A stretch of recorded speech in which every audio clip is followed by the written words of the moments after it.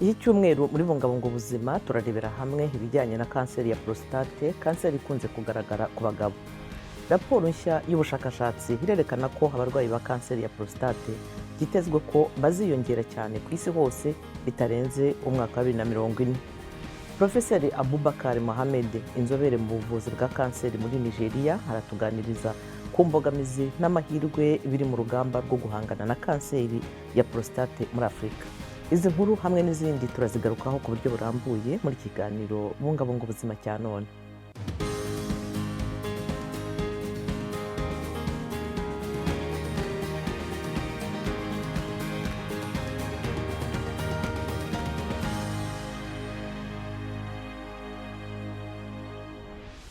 Ndabasuhuje, ndi Eugenie Mukankusi.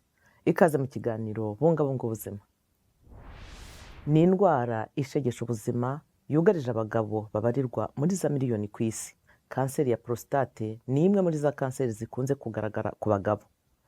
Abantu barenga miliyoni 1,400,000 mu mwaka wa 2020 barasuzumwe basanganwa kanseri ya prostate, kandi abagera ku bihumbi 375 muri abo iyi ndwara yarabahitanye, nk'uko byatangajwe n'ikigo mpuzamahanga gikora ubushakashatsi ku ndwara za kanseri.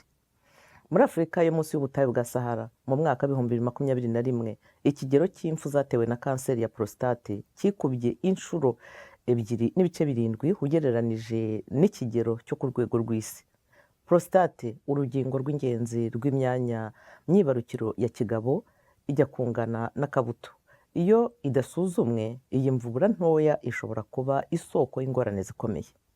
Kanseri ya prostate iyo igitangira akenshi ntigaragaza ibimenyetso. Cyakora kugira ingorane mu kwihagarika inkari zivanze n'amaraso n'amasohoro no kubabara mu magufa ni bimwe mu bimenyetso bya kanseri ya prostate. Isesengura rishya ryakozwe n'itsinda ry'abaganga bo mu kigo Lancet rirerekana ko umubare w'abarwara kanseri ya prostate buri mwaka witezweho kwikuba kabiri bitarenze umwaka 2040. Joe Appiah, umukinnyi ukuze usiganwa mu kwiruka wamenyekanye nk'uwaciye uduhigo twinshi mu Burayi no mu Bwongereza mu isiganwa basimbuka inzitizi. Mu 2021 yisanze ahanganye n'umukeba utari witezwe, kanseri ya prostate. In a way I'm lucky. Mu buryo bumwe ndi umunyamahirwe. Nta bimenyetso nari mfite, yewe na kanseri ya prostate sinari nyizi rwose.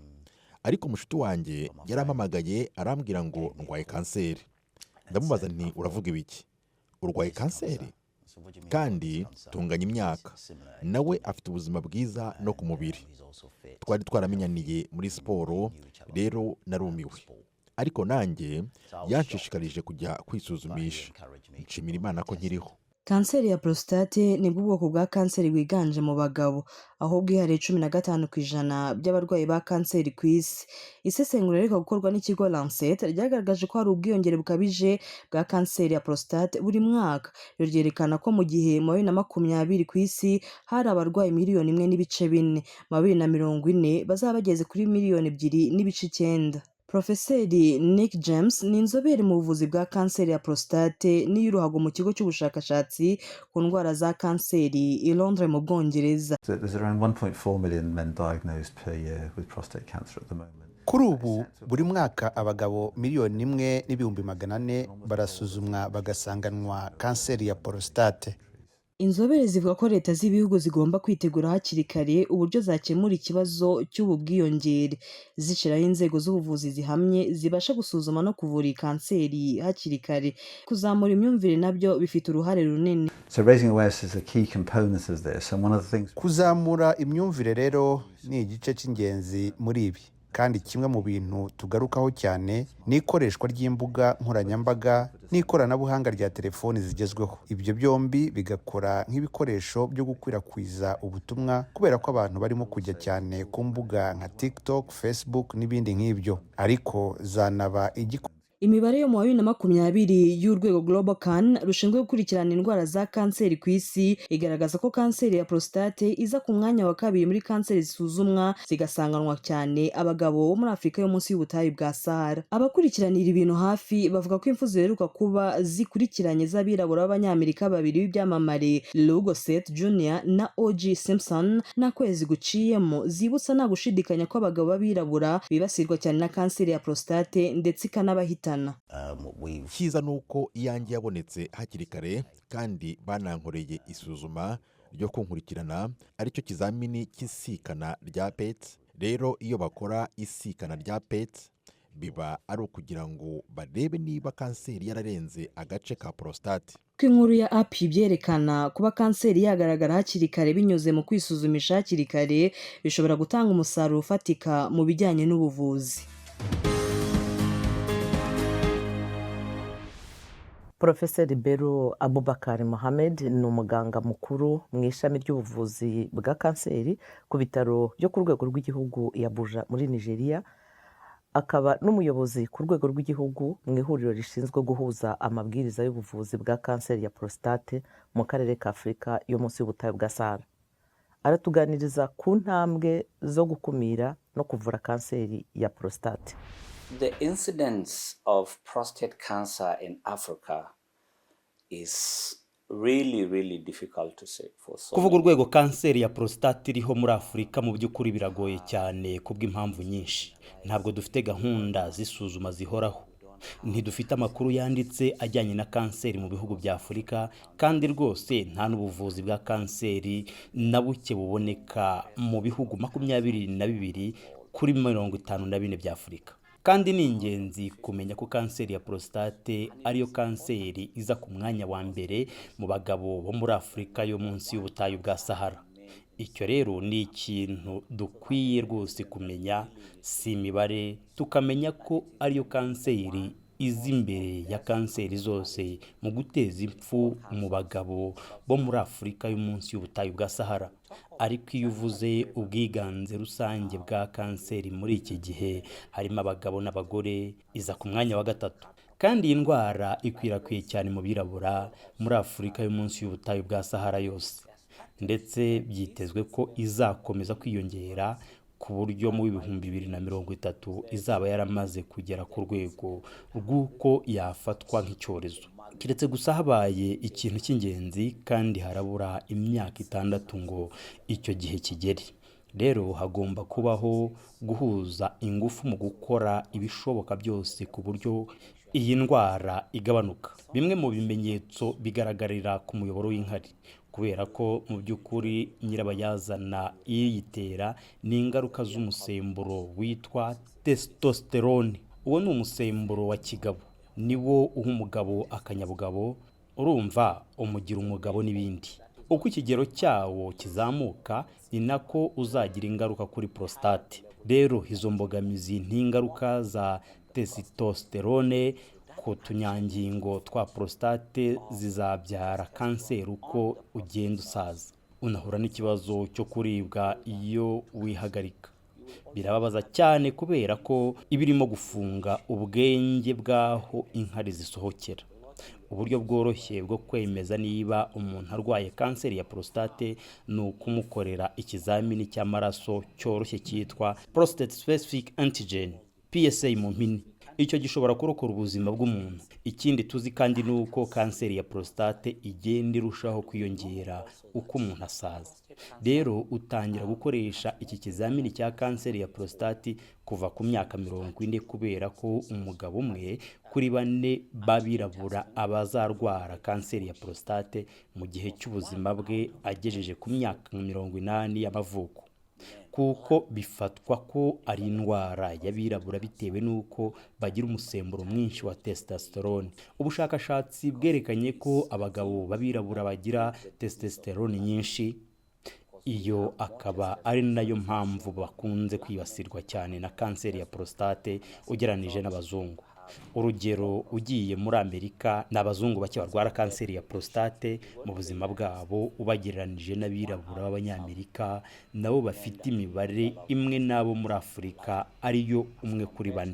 ntekereza ko dufite akazi kenshi mu bijyanye n'ubukangurambaga tubwira abantu ko bakwiye kujya kwa muganga bakisuzumisha byo kwirinda, kandi tugomba gushimangira ko leta zishyiraho porogaramu zo kwisuzumisha bikaba nk'itegeko ko buri wese agomba kubikora, kubera ko iyi ndwara ni umugogoro ku bukungu. Kanseri ya prostate ni kanseri itigaragaza, ikura gake gake. Rero iyo usuzumishije kare ushobora kubana nayo imyaka 40-50 nta kibazo na kimwe ugize. Gusa benshi mu barwayi bacu 86% by'abirabura bacu baza kwivuza barakererewe cyane, kanseri yaramaze gukwira mu mubiri. Kandi ariko no kuri urwo rwego kuvura kanseri ya prostate biba bigishoboka. Mohamed Mikah Din Swarey atuye i Londres mu Bwongereza. Yarisuzumishije asanganwa kanseri ya prostate. Aratuganirira ku rugamba rwo guhangana n'iyo ndwara. I've been on like checking myself at Princess Royal University Hospital. I went there, they did. Nisuzumishirije ku bitaro bya Princess Royal University Hospital. Nagiyeyo umunsi bansuzuma barambwiye ngo umwijima umeze neza n'impyiko zimeze neza, ariko bafite ibindi bizamini bagiye gukora. Barangije ibizamini byose rero hari mu masaha y'igicuku hafi nka 5:00 abaganga ba kanseri baranyegereye, hanyuma bambwira ko ishobora kuba ari kanseri ya prostate. Mbwira umugore wanjye ko bansanzemo kanseri ya prostate. Byari bingoye kubyakira, ariko naje kumugezaho iyo nkuru. Nabwira abirabura bose ko bamenya ko kwisuzumisha kare ari byo byarokoye ubuzima bwanjye. Kugeza ubu bitewe no kwisuzumisha kare ubuzima bwanjye bwarokotse kanseri ya prostate, kubera ko aho nkomoka navukiye muri Sierra Leone, ahantu hataboneka uburyo bwiza bwo kwivuza bwo kwisuzumisha. Benshi mu bavandimwe bacu barimo gupfa bazize kanseri ya prostate. Kwisuzumisha kare birokora ubuzima. Iyo ntashoboye kujya gukora imyitozo ngororamubiri, iyo umubiri wanjye unaniwe simpatiriza, sinkora byinshi, ndaruhuka gusa. Nibwira ko gukora siporo cyangwa gukora urugendo rw'iminota 30 ngenda nanagaruka imuhira, siniryamire gusa mu buriri cyangwa mu ntebe, ibyo nabyo bituma ngira ubuzima bwiza. Ku kijyanye n'ibiribwa, rimwe na rimwe iyo urimo guhabwa ubuvuzi indyo yawe irahinduka. Nk'umunyafurika ukomoka muri Sierra Leone ndacyarya indyo yanjye gakondo, ariko hari imbibi ku biryo bimwe ntasanzwe ndya, kubera ko ugomba kurya kugira ngo ugumane ingufu, bitewe n'uko ubu buvuzi atari ubuvuzi bworoshye. Rimwe na rimwe njya ku maduka acuruza ibiribwa byuje intungamubiri. Amenshi mu mafaranga yanjye agendera kuri ibyo biribwa ndetse no kuri siporo ya buri munsi, bituma mporana ubuzima bwiza.